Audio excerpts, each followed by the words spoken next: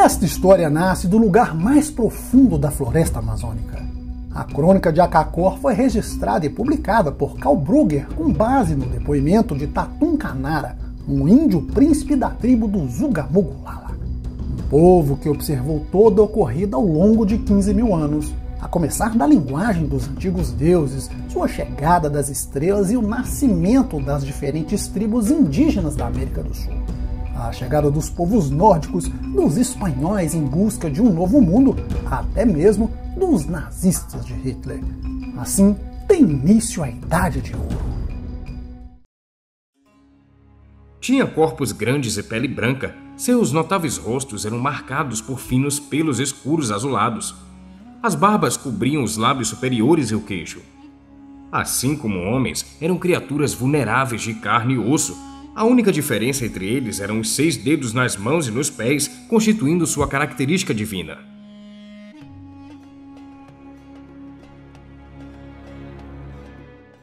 Os deuses escolheram seus servos para que vivessem com eles, repassando seus ensinamentos.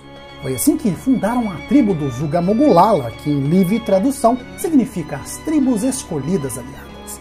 Com seu conhecimento, construíram 3 fortalezas: Acanes, no Novo México, Akakor e, por último, Acarrim, situado em um vale sobre as montanhas na fronteira entre o Peru e o Brasil. Além dessas cidades poderosas, os pais antigos escolheram 3 lugares religiosos sagrados: Salarese, nas zonas altas do Grande Rio, Chanauaco, sobre um grande lago, e Manoa. Eram as moradias terrenas dos mestres antigos e um lugar proibido para o Zugamugulala. No centro, levantaram uma gigantesca pirâmide e uma grande escadaria que levava a outra plataforma, onde os deuses realizavam suas estranhas cerimônias, totalmente desconhecidas para a tribo. Hoje, Akakor está em ruínas. Na grande porta de pedra no Templo do Sol brotam ervas daninhas. No entanto, os Zugamugulala concordaram que a cidade deveria ser destruída para que os povos brancos bárbaros jamais soubessem de sua existência. Era a forma que a tribo denominava o povo europeu. E esse foi o motivo que foram forçados a abandonar Akakor, fugindo para o interior das casas subterrâneas, consideradas como o último presente dos deuses. Essas instâncias subterrâneas eram compostas por 13 cidades unidas entre si por meio de túneis no interior das montanhas dos Andes, todas criadas à imagem da constelação de Sverta, lar dos antigos deuses. No interior do templo há 12 entradas que levam aos túneis que se conectam a Akakor inferior e também dá acesso às outras cidades subterrâneas. As paredes são inclinadas e o teto mede a altura de 5 homens empilhados. Para chegarem a Akakor, são vários dias andando. Essas cidades subterrâneas estão iluminadas artificialmente com os espelhos de prata. A água vem das montanhas, porém, nos casos de urgência, eles usam os portais móveis para conduzir a água. Os Zugamugulala desconhecem sobre a construção de Akakor inferior, já que sua história se perdeu na escuridão do passado. E os deuses antigos governaram desde Akakor. Eles tinham naves mais rápidas que o voo dos pássaros, naves que chegavam ao destino sem velas, tanto durante a noite quanto durante o dia. Tinham pedras mágicas para observar os lugares mais distantes, de modo que podiam ver cidades, rios, colinas e lagos. Qualquer fato que acontecia na terra ou no céu seria refletido nas pedras. Porém, o mais maravilhoso de tudo eram as residências subterrâneas que os deuses entregaram a seus servos. Esse foi o último presente dos mestres antigos, porque eles têm o mesmo sangue e o mesmo pai. Mas chegou o dia em que os deuses abandonaram Zugamugulala. Nesse momento começa o ano 0 da crônica de seu povo e também um período de grande escuridão. No ano 13, que corresponde a 10.468 a.C., aconteceu a primeira grande catástrofe que afetou seu povo e outras civilizações ao redor do mundo. Se trata de um evento conhecido por outras culturas, porém com outro nome. Nós o conhecemos como o Grande Dilúvio ou Dilúvio Universal. O que estava abaixo foi colocado para cima, e o que estava acima afundou nas profundezas. Assim, rapidamente, os Zuga-Mogulala fugiram para as moradias inferiores, tal qual mandaram os antigos deuses antes que partissem. Mas como esses deuses sabiam o que aconteceria na Terra, os Zuga-Mogulala falavam em uma outra raça, possivelmente extraterrestre, na qual estavam em guerra com seus deuses. Nossos sacerdotes falavam que no período anterior ao Marco Zero existia outra raça de deuses, mas que eram hostis aos nossos mestres antigos. Segundo as imagens do grande templo do Sol em Akakor, as estranhas criaturas pareciam homens, tinham muitos pelos e apresentavam a pele vermelha. Como homens, também tinham 5 dedos nas mãos e nos pés, mas em suas espadas cresciam cabeças de serpentes, de tigres, de falcões e de outros animais. Conforme as crônicas de Akakor, a catástrofe mudou a estrutura geológica da Terra, fazendo com que lugares sagrados como Tchanahuaco e Manoa fossem destruídos pela terrível fúria dos deuses. Mas após a primeira catástrofe, aconteceu outra. Castigaremos as pessoas, erradicaremos da face da terra a ganância, porque ganharam pássaros e outras coisas, mas perverteram nosso legado. E como resultado das guerras com outros povos, os Zuga-Mogulala se encontravam prestes à extinção. De acordo com suas escrituras, os antigos mestres retornaram. No ano de 7.315 e 3.166 a.C., os mestres antigos voltaram ao planeta e assumiram o poder, porém ficaram apenas 3 meses e novamente abandonaram a Terra. No entanto, 2 deles permaneceram, os irmãos Lhasa e Samon. Lhasa ficou em Akakor. Samon foi para o leste e fundou seu próprio império. As crônicas não falam exatamente onde ficou Samon. Lhasa era o filho escolhido pelos deuses e, segundo contam, nada podia derrotá-lo ou matá-lo. Foi ele quem reconstruiu, ampliou o antigo império e ordenou a construção de novas fortalezas, entre elas Machu Picchu e a cidade de Ofir, na beira do Amazonas. Em Ofir, ficou negociando com o Império de Samu durante 2.000 anos. Durante 300 anos de seu reinado, fundou as bases de um poderoso império, até voltar à morada dos pais antigos. Assim, chegou um novo tempo.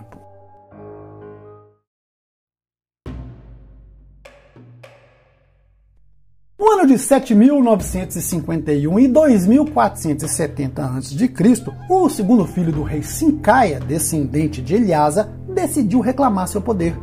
Se trata do conhecido Viracocha. Viracocha desafiou as leis de seu povo para finalmente abandoná-lo, fundando seu próprio império. Sob sua liderança, o Império Inca tornou-se uma grande potência, chegando a ameaçar a tribo dos escolhidos aliados. Mas essa traição foi prevista pelos sacerdotes, já que viam o futuro e sabiam interpretar os sinais. Assim, tinham conhecimento das consequências desastrosas que culminaria com a chegada do Homem Branco. Os poderosos incas aumentaram seu território em detrimento do povo escolhido. Contudo, um fato decisivo e inesperado ocorreu. Do Império de Samon, irmão de Lhasa, chegaram os Godos, que sabiam da existência dos Zuga-Mogulala, chamados de povo irmão e também que tinham uma origem divina. Após milhares de anos, os Godos foram forçados pelas tribos hostis a explorar terras estrangeiras e viajaram para as terras dos povos irmãos. Assim foi como os Godóis chegaram às tribos escolhidas, e assim foi como se estabeleceram em Akakor. Naquele ponto, existiam 2 clãs, porém apenas um pensamento. As lutas terminaram, a paz reinava entre eles. Os corações estavam pacíficos, não havia inveja ou ciúmes.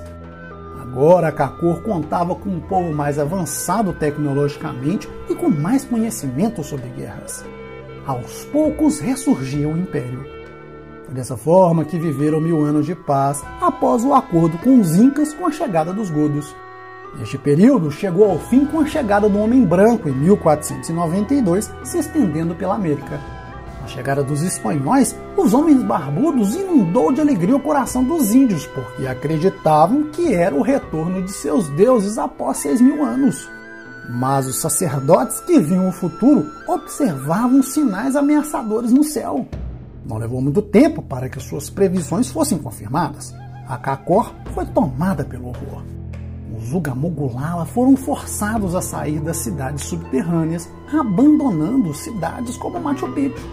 Com a chegada dos espanhóis, os povos indígenas viram sua cidade ser invadida por exploradores e saqueadores em busca de ouro, gerando confrontos constantes com os Ugamogulala. Por volta de 1936, fizeram uma freira alemã de prisioneira, porém, logo ela ganhou favores da tribo e se casou com o rei da aldeia. Pouco a pouco, ela assistia a cidade desaparecer e foi a seu país em busca de aliados. No entanto, quando retornou a Akakor, chegou com representantes da Alemanha nazista. Lá, firmaram uma aliança. A tribo seria treinada e receberia armas e soldados para fazer frente aos bárbaros brancos.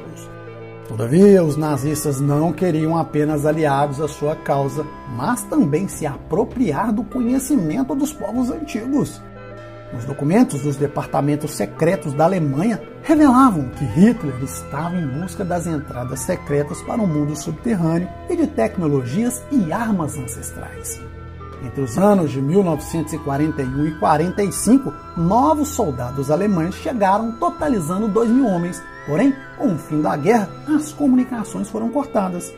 Parte dos soldados morreram com o outono e os que sobraram se tornaram parte da tribo, já que não podiam sair porque revelariam a existência da cidade oculta. Após a Segunda Guerra Mundial, as cidades subterrâneas abrigavam cerca de 30.000 pessoas, iluminadas pela luz artificial da Cidade dos Deuses. As grandes e pesadas portas de pedra se moviam suavemente, assim como se fazia há 10.000 anos. Para os alemães, os pais antigos haviam abandonado a residência dos deuses porque não podiam explicar o segredo de Akakor inferior.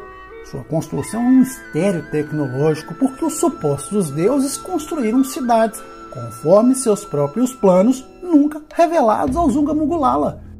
Os humanos compreenderão suas obras e seus atos somente quando os deuses voltarem. Em 1968, após a morte do Ref Shinkaya, o Conselho Supremo se reuniu para escolher um novo príncipe, no qual governaria os Ugamogulala. O escolhido foi Tatun Kanara, filho de Shinkaya e da freira alemã, que foi escoltado pelos sacerdotes às regiões secretas do interior de Akakor. Eu entrei no templo religioso envolto à luz dourada. Desci por uma grande escada que me levou até uma sala. De repente, uma voz pareceu vir de todas as partes. Me levou a uma terceira habitação, ainda mais profunda no interior. No centro, estavam 4 blocos de pedra transparente. Quando cheio de terror, eu descobri nele 4 misteriosas criaturas. 4 mortos-vivos, 4 humanos dormindo, 3 homens e uma mulher. Havia um líquido que cobria o baú. Eram como humanos em todos os aspectos, mas tinham 6 dedos nas mãos e 6 dedos nos pés. Após 13 dias do retorno do local religioso, o sumo sacerdote o saudou como um novo e legítimo governante dos Ugamogulala. Tatun Kanara estava profundamente impressionado pelas misteriosas criaturas e se perguntava: estavam vivas ou mortas? Eram os deuses que os colocou ali? Mas essa resposta era desconhecida até pelo sumo sacerdote. De acordo com os sinais, o fim dos Ugamogulala está próximo, razão pela qual Tatun Kanara tentou revelar essa história. A profecia revela, inclusive, uma terceira grande catástrofe que afetará toda a humanidade. É quando os deuses voltarão à Terra. É quando surgirá um novo mundo onde os homens, animais e plantas viverão juntos como uma união sagrada. É o início da nova era de ouro. Mas será que se trata de uma história real ou apenas uma invenção de Tatun Kanara ou do jornalista alemão Karl Brugger? Ninguém sabe com 100% de certeza, já que trazem detalhes incríveis que aumentam a possibilidade de que Akakor seja real, já que existem tantos relatos que recontam a história oficial. Será mais uma das tantas experiências relatadas em todo o mundo que não se encaixam na história pré-estabelecida? Por enquanto, um mistério que até o momento permanece sem resposta. Se gostaram desse vídeo, já sabem o que fazer. Eu sou Wagner Souza, um forte abraço e até mais.